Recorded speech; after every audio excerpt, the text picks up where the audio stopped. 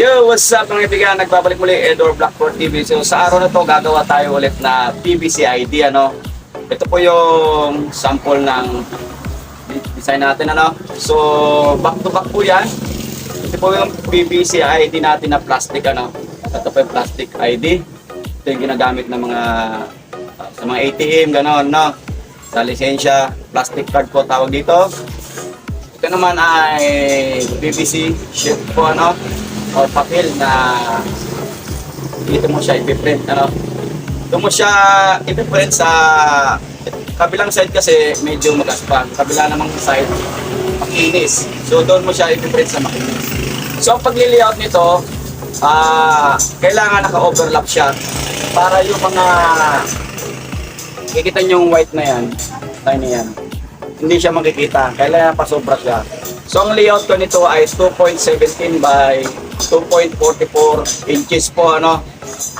So pag kinat natin dito sa die cut natin dito sa PVC die cut or ano man, pwede sa ATM or calling card. Ito po ay die cut po ano na pa-rectangle. So pag kinat natin siya, kailangan 0-0 katulad nito. Ayan, 0-0 siya. Back to back po yan, ano? Back to back po yan.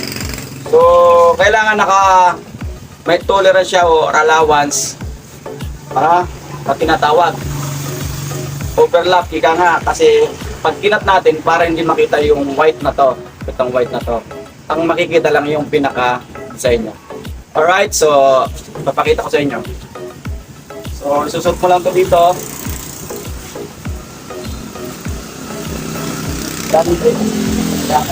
Papantayin nyo lang. Kailangan hindi nakikita yung white, yung sinasabi ko kanina ano. Ito. Kailangan pantay para hindi siya pangit tingnan. Kailangan pantay. So yan. So pag alam mo ng pantay mga kaibigan, so ipipress na natin. Ha? Yeah. Kaya nga na sinabi ko, 0-0 siya. No?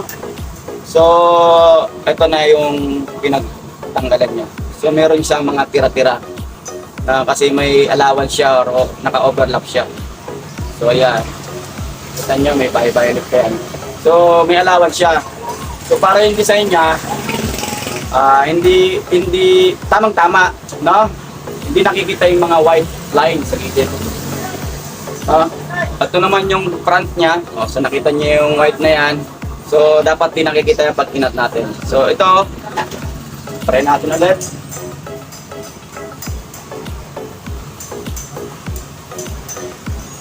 Kailangan pantay again, ano? Pantay.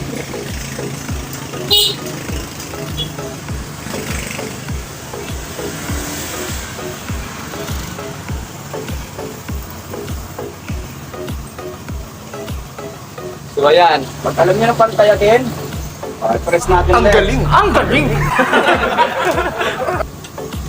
Ayan. Ayan. Alright. So nakikita nyo is nakabaliktad yan, naka-mirror image po yan. Ang pag-print po nito ay naka-mirror. Para pag nilagay natin dito sa plastic card, ay nakaharap na. No? Back to back po yan.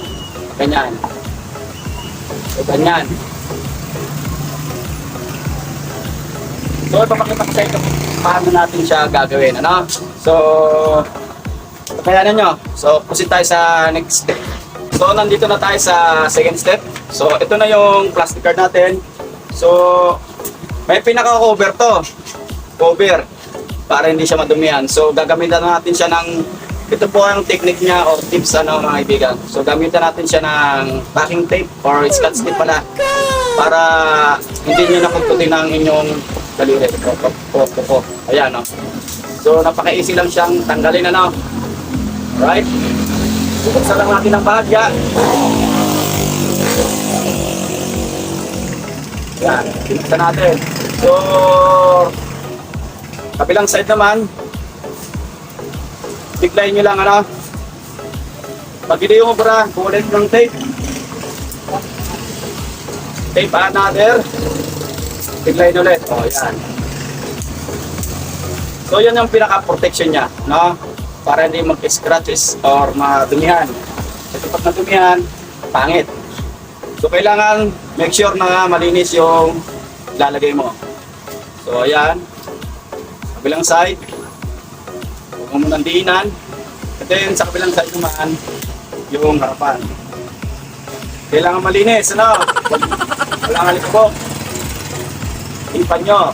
Huwag lang samayan ng laway ng mga ibilig. So, yan. Kailangan nakatayo rin. Kailangan nakatayo. Baka bumaliktad. Ano? Kailangan, tignan nyo buti kung nakatayo, ano? So, yan.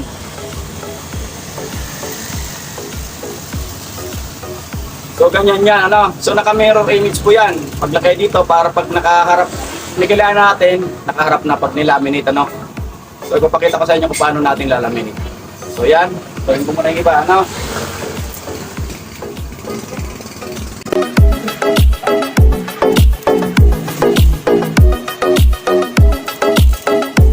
So, yan mga kaibigan, tapos na natin lahat na lagay, ano? So, pusin tayo sa ating laminating. So, ang temperature ng ating laminating machine or pag-laminate natin is 150 lang, ano? 150 lang po yung init niya. So,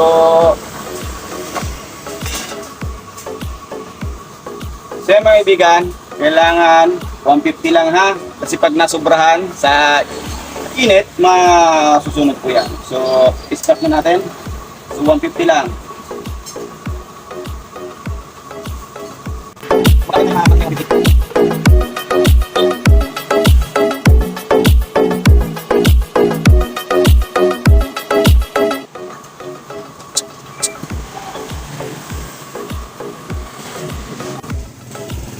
So ayan, narating na yung init niya. So ito, nilagyan natin siya ng papel para mas safe, ano, papel.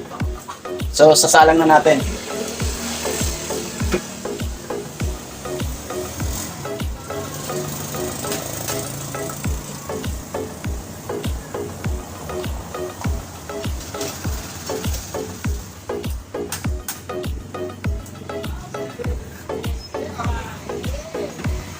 Kabila naman, ano, pag natapos sa kabila, ilipat natin sa kabila.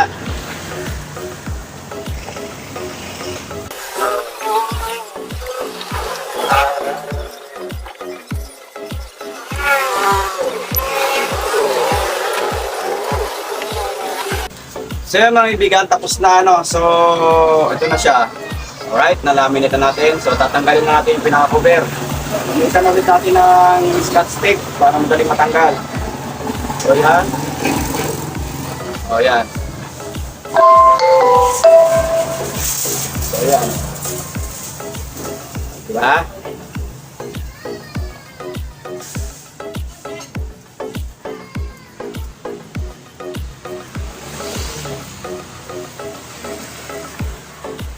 Glossy po yan na PVC, ano.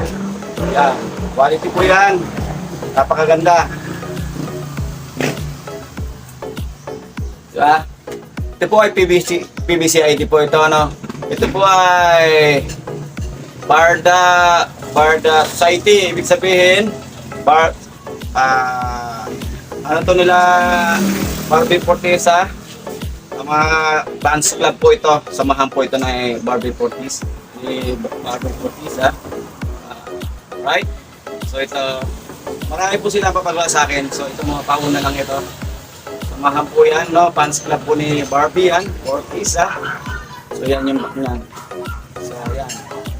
So yan, quality po yan mga kaibigan. So sa gusto magpagawa. Alright? Game lang po, no, mga kaibigan. So thank you very much for watching. Sana may natutunan kayo sa maikli natin tutorial, mga Lods. At bago yan, at kung bago pa lang sa aking channel, pindutin mo na, baka pindutin pa ng iba yan, mga kaibigan. At hampasin mo na rin ang katag nyo. Hampasin mo na rin ang bell button. Baka hampasin pa ng iba yan, mga kaibigan. At follow na rin po sa aking Facebook page. At para laging updated din sa mga bago nating Facebook na bago nating video na ina-upload sa ating Facebook page. So yun mga kaibigan, So, thank you for watching. Right? Ganda, di ba? Alright.